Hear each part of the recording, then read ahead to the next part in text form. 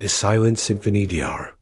Elena Vasquez pressed her face against the shuttle's porthole as Zarian Prime came into view.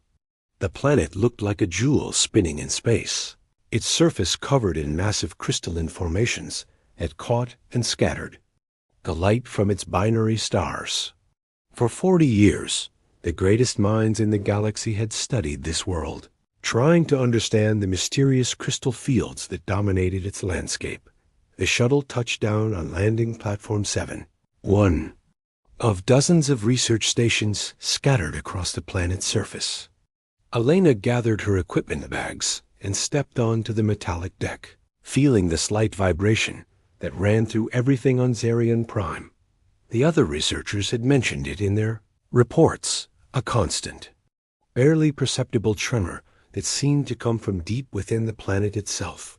Commander Thrix, a tall Altarian with silver-scaled skin, greeted her at the platform.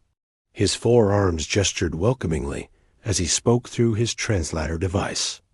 "Dr. Vasquez, welcome to Zarian Prime. I must admit, we are curious why Earth's Xenobiology Institute would send someone now, after so many teams have already studied these formations." Elena shouldered her pack and smiled. "Sometimes fresh eyes see what familiar ones miss, Commander. I've read all the reports, but I'd like to approach this differently." The Altarian's head tilted in what Elena recognized as skeptical interest. "How so?" "Everyone who's come here has focused on the crystal's structure, their composition, their electromagnetic properties, but nobody has really listened to them." Commander Thrix's translator buzzed with what sounded like amusement. "Listened, Dr. Vasquez? These are geological formations. They do not speak."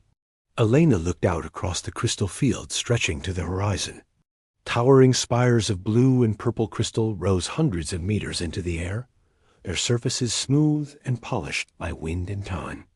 Between them, smaller formations created a maze of glittering corridors and chambers. The whole landscape hummed with that subtle vibration she'd felt on the platform. "Maybe they do," she said quietly. "Maybe we just haven't been listening in the right way." Over the following days, Elena set up her equipment in a way that puzzled the other researchers.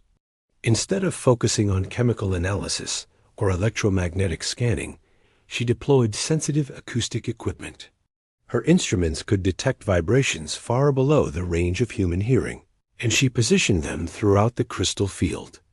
In a careful grid pattern, Dr. Keth, a Volnarian researcher whose species had been studying the crystals for over a decade, watched Elena work with obvious confusion. His insectoid features showed skeptical interest as he approached her monitoring station. "Dr. Vasquez, I have reviewed your equipment manifest. You have brought sound recording devices to study mineral formations. This seems unusual." Elena looked up from her data screens, which showed wave patterns cascading across multiple frequencies. "Dr. Keth, in your species studies, have you ever noticed that the vibrations in the crystal fields follow patterns?" The Volnarian's compound eyes flickered. "The seismic activity is irregular, but constant. We attributed it to geological instability caused by the planet's binary star system. But look at this." Elena pulled up a week's worth of data on her main screen. "The vibrations aren't random. There are recurring patterns, variations in frequency and amplitude that repeat in cycles. And the patterns are different in different areas of the crystal field." Dr. Keth leaned closer, his antennae twitching as he processed the information. "These appear to be structured, but surely this is coincidence. Natural phenomena often create patterns." Elena switched to another dataset. "Here's where it gets interesting. Watch what happens when I overlay the acoustic patterns from different crystal formations." The screen showed wave patterns from various locations, and as Elena synchronized them, something remarkable became apparent. The different patterns seemed to complement each other, creating complex harmonies when played together. "It's like a symphony," Elena whispered. "Each crystal formation is contributing a different part to a larger composition." The implications of Elena's discovery spread quickly through the research station. Within days, representatives from a dozen different species had arrived to examine her findings. The Zephyrian Collective, known for their advanced acoustic sciences, brought their most sophisticated listening equipment. The Meridian Assembly dispatched their top geological experts. Even the normally reclusive Quan sent an observer. But as the crowds of scientists grew, Elena noticed something troubling.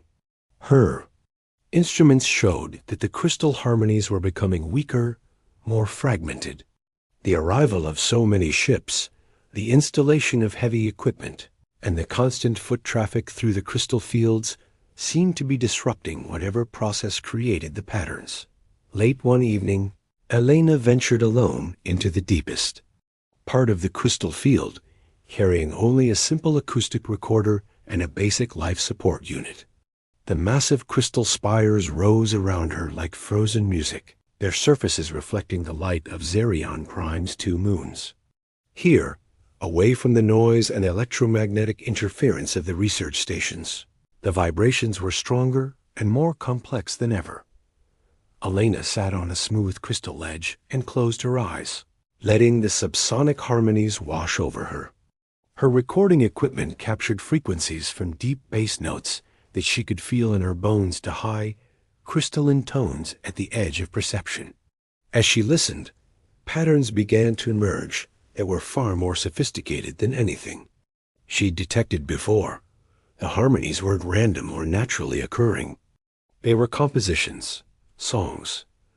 And as Elena listened deeper, she began to hear something that made her heart race with excitement and fear.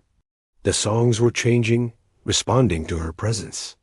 When she shifted position, certain tones became stronger. When she breathed deeply, the rhythm subtly adjusted. The crystals weren't just making music, they were trying to communicate. Elena activated her recorder's 2-way function and began to hum softly, matching one of the simpler harmonic patterns she'd been hearing. The response was immediate and overwhelming. The entire crystal field around her resonated with her voice, amplifying and harmonizing with her simple melody until the air itself seemed to sing. For the first time in 40 years of study, the crystals of Xerion Prime had found someone who spoke their language. Elena realized with growing amazement that she wasn't studying mineral formations at all.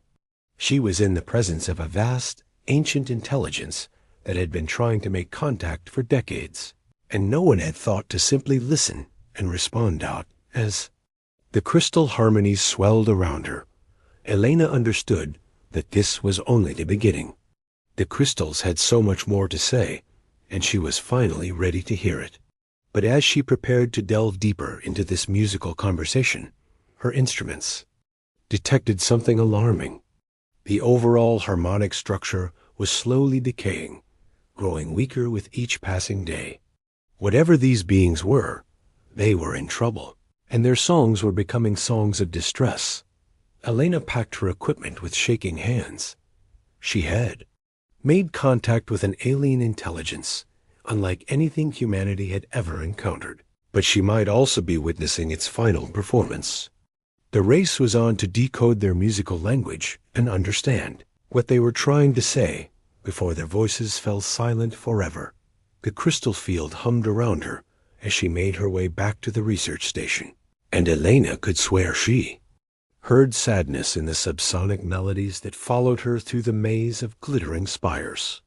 They knew she understood, and they were asking for help in the only way they knew how, through the ancient, universal language of music. The dying chorus Elena burst into the research station's main laboratory, her recording equipment clutched tightly in her arms. The other scientists looked up from their workstations as she connected her devices to the main analysis system with trembling fingers. "Commander Thrix, Dr. Keth, everyone, you need to hear this," Elena said, her voice barely containing her excitement and urgency. "The crystals aren't geological formations. They're alive. They're a collective intelligence. And they've been trying to communicate with us for 40 years. The assembled researchers exchanged skeptical glances. Dr. Meredith, a Zephyrian acoustic specialist, buzzed softly through his translator. Dr. Vasquez, while your harmonic analysis has been fascinating, the leap to consciousness is quite extraordinary. What evidence supports this claim? Elena activated her recordings, and the laboratory filled with the complex harmonies she'd captured. But more than that, she played the sequence where her own humming had been incorporated into the crystal songs, showing the clear responsive patterns. Listen to how they react to external input, Elena explained, pointing to the wave patterns. On her screen, this isn't echo or resonance. They're actively modifying their harmonies to incorporate new elements. They're trying to establish a dialogue. Dr. Keth's antennae twitched rapidly, a sign of deep concentration in his species. The patterns do show intentional modification. But if these beings have been attempting communication for decades, why have they not succeeded before? Elena pulled up comparative data from the past week. Because they're dying. Look at these. Harmonic degradation patterns. The crystal formations aren't just singing. They're holding some kind of collective memory or consciousness. But the network is breaking down. Their voices are getting weaker every day. Commander Thrix leaned forward, his forearms folded in a gesture of serious attention. What do you believe is causing this degradation? I think it's environmental, Elena said, switching to our geological survey data. The crystal beings need specific mineral compounds to maintain their structure and consciousness. But the planet's binary stars have been gradually changing the atmospheric composition over the past century. The minerals they need are being leached away by acid rain and atmospheric changes. Dr. Meredith's wings fluttered anxiously. If your hypothesis is correct, we may be witnessing the extinction of an entire species. But how can we verify that these formations are truly alive? Elena had been hoping someone would ask that question. By talking to them properly. I've been analyzing their harmonic language patterns, and I think I can establish a more complex dialogue. But I need help from all of you. Each of your species has different acoustic capabilities. Together, we might be able to create a comprehensive communication system. Over the following days, the research station transformed into something unprecedented in galactic scientific history. Instead of competing for individual discoveries, researchers from dozens of species worked together to create a massive harmonic communication array. The Zephyrians contributed their advanced acoustic technology. The Volnarians provided their precise mathematical analysis of the harmonic patterns. The Alterians used their four-arm dexterity to operate multiple instruments simultaneously. Elena coordinated the effort, using her growing understanding of the crystal language to guide their attempts at communication. The breakthrough came when they realized that the crystal beings communicated not just through individual notes, but through complex harmonic relationships that conveyed emotional and conceptual information. When they finally achieved clear two-way communication, the story the crystals told broke Elena's heart. They were indeed an ancient collective intelligence, their consciousness distributed across the entire crystal network of Zerion Prime. They had been aware of the alien visitors for decades, desperately trying to warn them about the environmental changes that were slowly killing their world. The crystal beings, who called themselves the Resonance, had witnessed the gradual death of their planet's ecosystem. They had tried to sing warnings about atmospheric changes, about the loss of essential minerals, about the approaching ecological collapse. But the scientists had interpreted their distress calls as mere geological phenomena. We sang of the dying waters. The resonance communicated through cascading harmonic patterns that Elena's team had learned to interpret. We sang of the bitter rain that dissolves our foundations. We sang of the silence that creeps through our network as our brothers fade one by one. But no one heard our words in the music. Elena worked frantically with the research team to decode more of the resonance's messages. They learned that the crystal beings had once been the dominant life form on Zerion Prime, their consciousness spanning continents through underground crystal networks. They had been philosophers and artists, creating music that could be heard across the galaxy if anyone had known how to listen. But as their planet's environment changed, their network had begun to fragment. Entire crystal cities had gone silent as the minerals that sustained them were stripped away by increasingly acidic precipitation. The resonance was now down to perhaps 10% of its original collective consciousness, and the degradation was accelerating. "How long do you have?" Elena asked through the harmonic translator. The response came in a minor key melody that conveyed profound sadness. "Perhaps one cycle of your seasons, maybe less. We have sung our death songs for many. Turnings no. We had given up hope that anyone would hear us and understand." Elena turned to Commander Thrix and the assembled researchers. "We have to help them. This is an ancient, intelligent species facing extinction. Surely the Galactic Scientific Council can authorize an environmental intervention." Dr. Keth's translator buzzed with uncertainty. The cost would be enormous. Atmospheric processing on this scale would require resources from multiple worlds. "And the political complications are irrelevant," Elena said firmly. "This is about preserving a unique form of life and consciousness. The Resonance has been trying to teach us about their world for 40 years.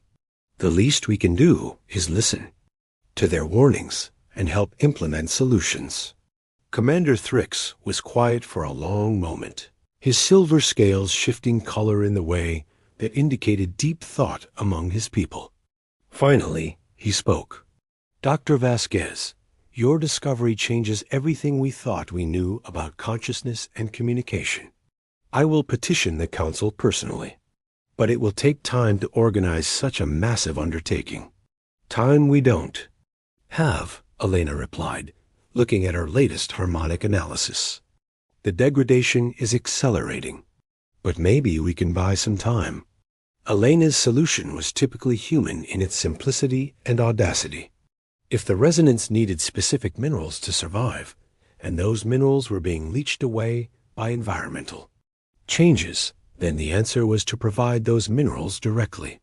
Working with the research station's fabrication units, Elena began producing crystalline supplements enriched with the exact mineral compounds the Resonance required. She deployed these supplements throughout the crystal field, not as a permanent solution, but as a way to stabilize the network while larger environmental interventions were organized. The response was immediate and gratifying. As the Resonance absorbed the supplemented minerals, their harmonic patterns grew stronger and more complex. Colors began to appear in the crystal formations that hadn't been seen in decades. Most importantly, portions of the network that had gone silent began to sing again. "You have given us hope," the Resonance communicated in harmonies that Elena's team had learned meant joy and gratitude. "For the first time in many cycles, we feel our voices growing stronger instead of weaker. Some of our distant brothers, who we thought were lost forever, are beginning to sing again." The Galactic Scientific Council's response to Elena's petition surprised everyone with its speed and unanimity. When presented with clear evidence of a dying intelligent species, representatives from across the galaxy voted to authorize the largest environmental restoration project in recorded history. The Resonance's plight had touched something fundamental in the galactic community's collective conscience.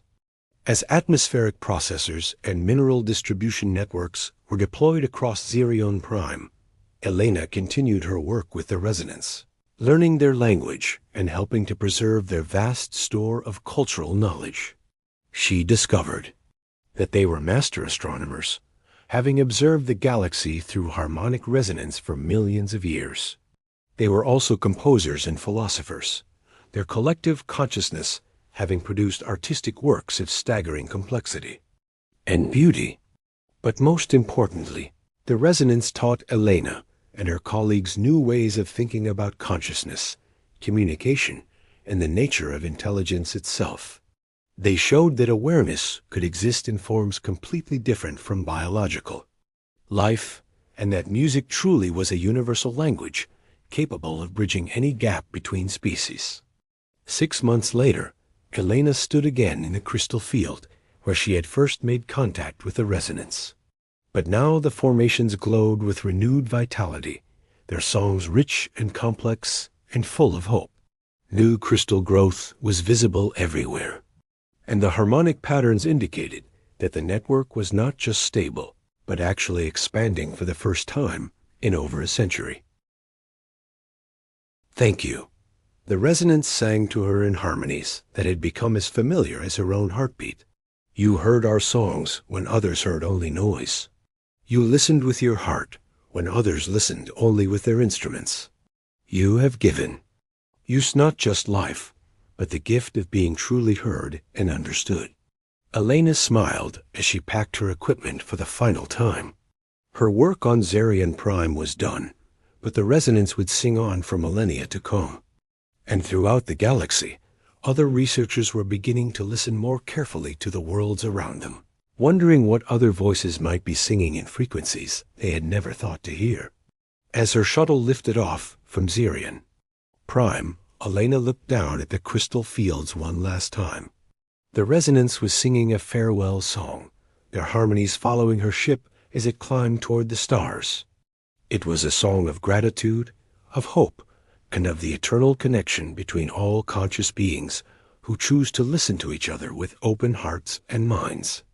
The crystals of Zarian Prime would sing forever, and now the galaxy was finally listening.